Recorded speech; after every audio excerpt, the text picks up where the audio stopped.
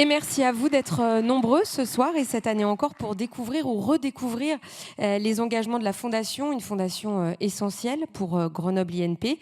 Cette année, vous l'avez vu, la thématique choisie, c'est l'énergie du futur, révéler le pouvoir de l'intelligence artificielle. On y reviendra à la fin de cette soirée avec des échanges au cours d'une table ronde. Mais pour démarrer, sans plus attendre, je vais demander à Nicolas Leterrier, Vivien Quéma et Benoît Giraud de bien vouloir me rejoindre. On peut les applaudir aussi. Hein. Je ne suis pas sûre qu'ils vous fassent une démonstration de danse latine, mais on peut les applaudir. Approchez-vous, messieurs. Bonsoir à tous les trois. Bonsoir. Nicolas, approchez-vous. Dans la lumière, c'est toujours mieux. Nicolas, merci, ravi de vous retrouver. Vous êtes le président de cette fondation. C'est à vous, logiquement, que reviennent les premiers mots ce soir. Rappelez-nous en quelques mots quelles sont les missions de la fondation. Les missions de la fondation...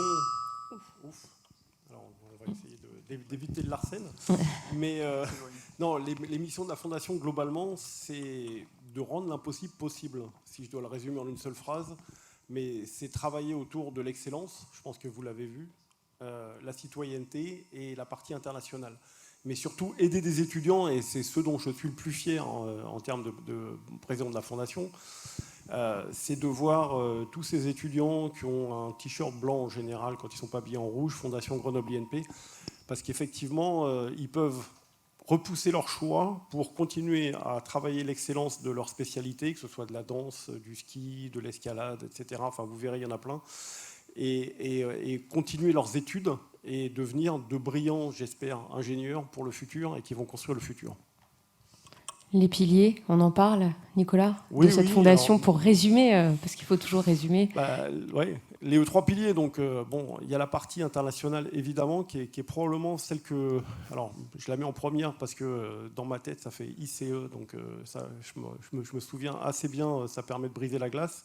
Mais c'est vraiment important de travailler sur le rayonnement international de Grenoble INP, sur la capacité aussi à attirer les meilleurs talents de l'international, faire rayonner un petit peu cet environnement grenoblois et qui en a bien besoin aussi.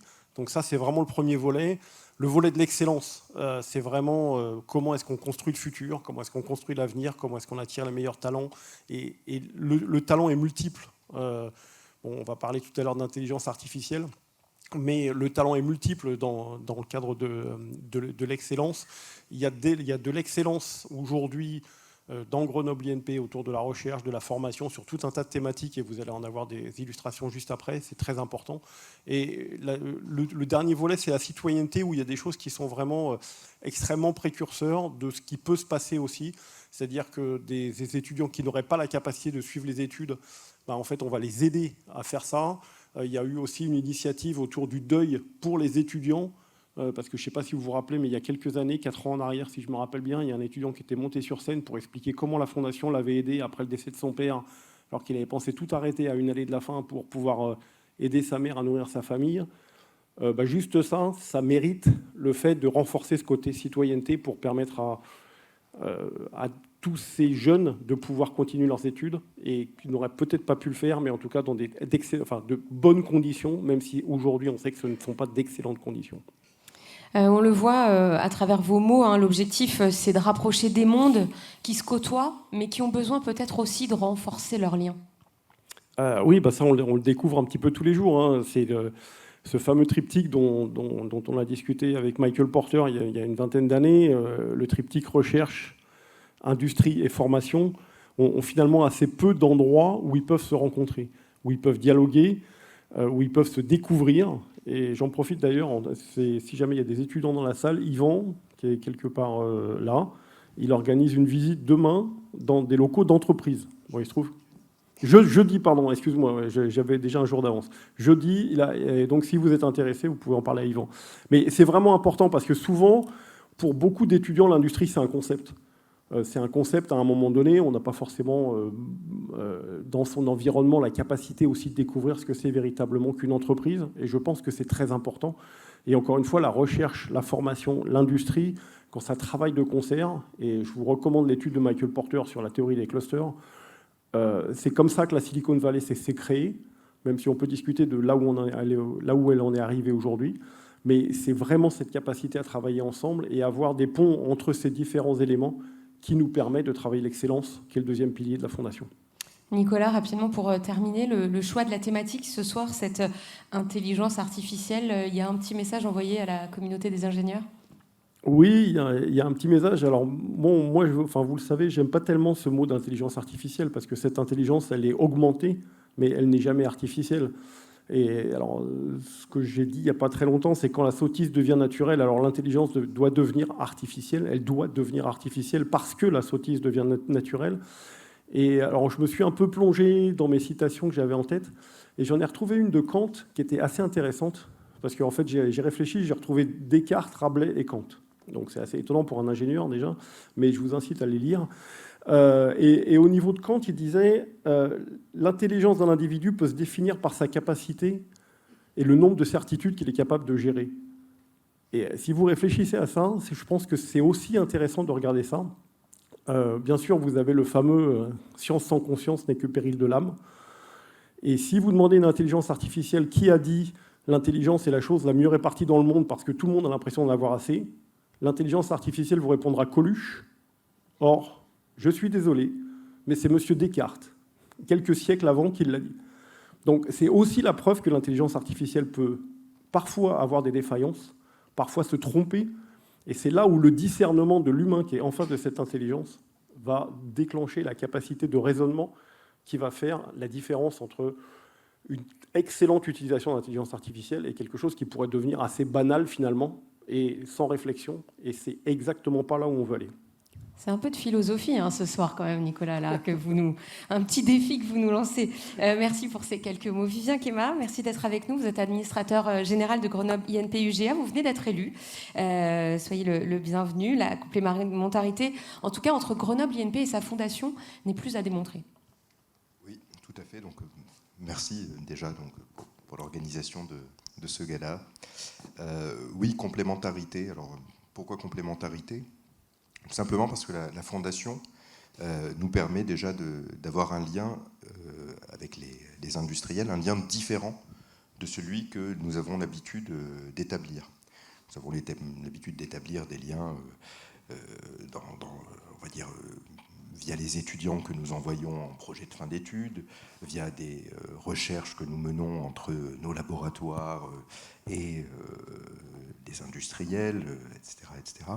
Et cette fondation, quelque part, offre l'opportunité aux industriels de voir l'établissement Grenoble INP UGA sous un autre angle et d'y contribuer d'une autre façon, dirais-je, quasiment désintéressée, ou presque désintéressée, le principe du mécénat, et puis d'avoir la satisfaction de voir que ce lien se concrétise, parce que l'on a vu ce soir avec Meryl Bougot, par des étudiants qui sont aidés. Nicolas le mentionnait, ça peut être en situation de deuil, ça peut être des artistes, des sportifs de haut niveau, ça peut être des étudiants engagés qui ont un projet citoyen d'aller, je ne sais que faire, rendre l'eau potable dans une contrée lointaine, etc.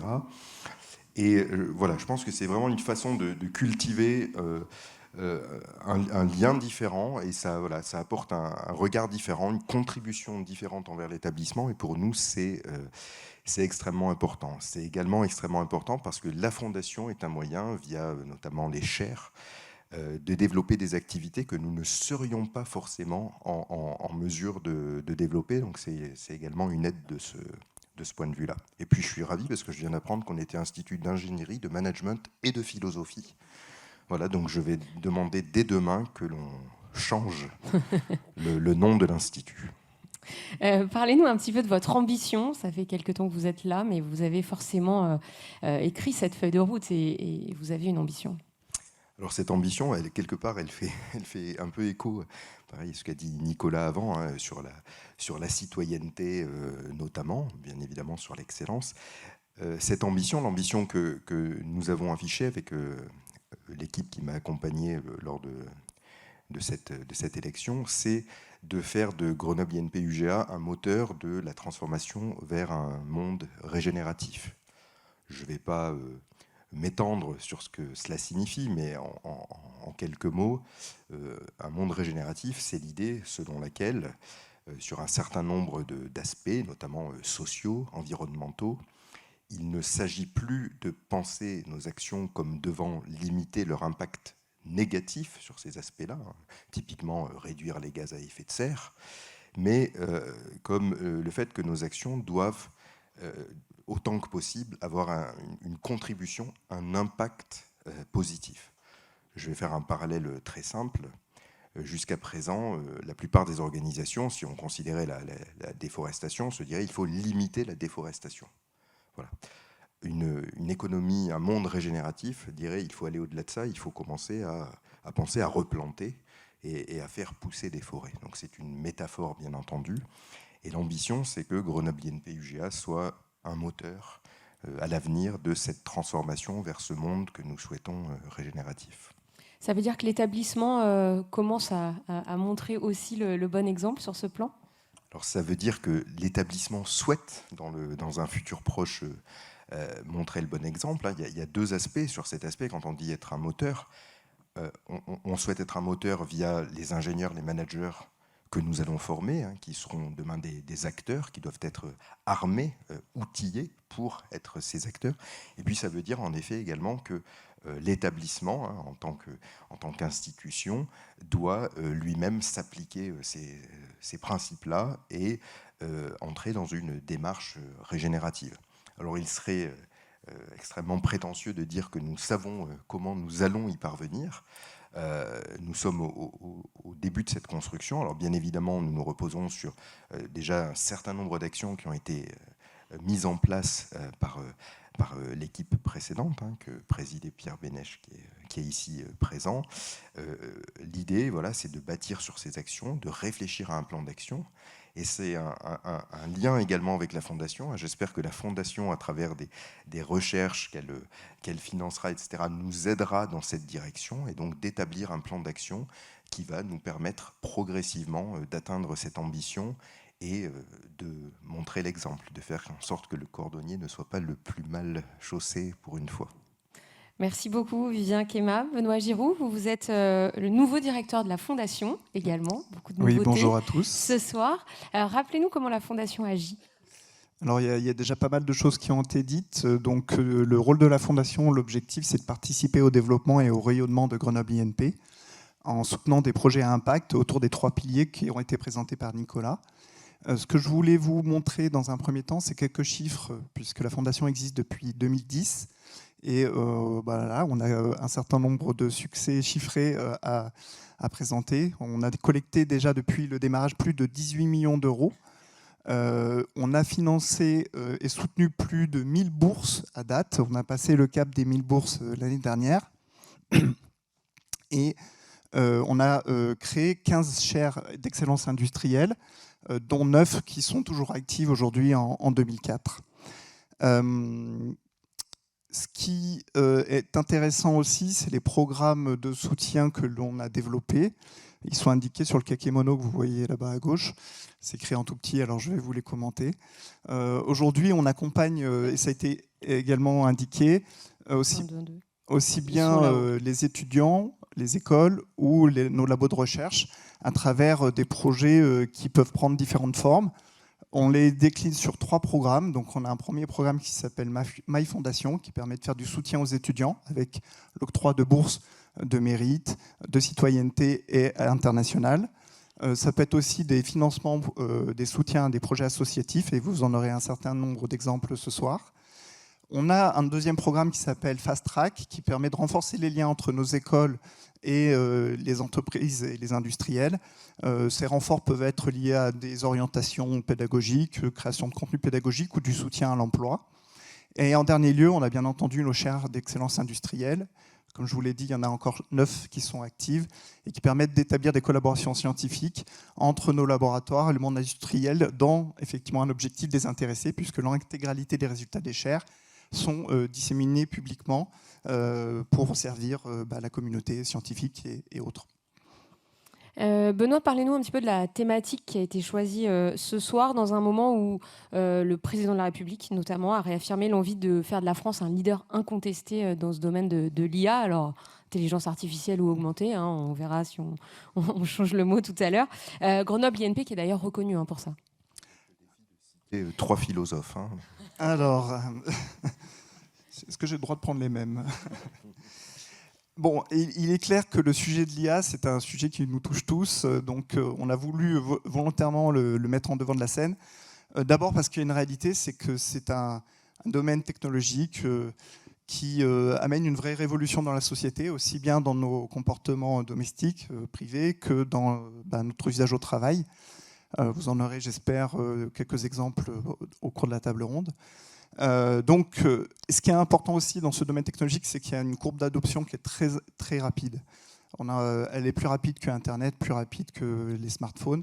Donc, c'est un phénomène de société et donc c'est important pour nous de le traiter, déjà.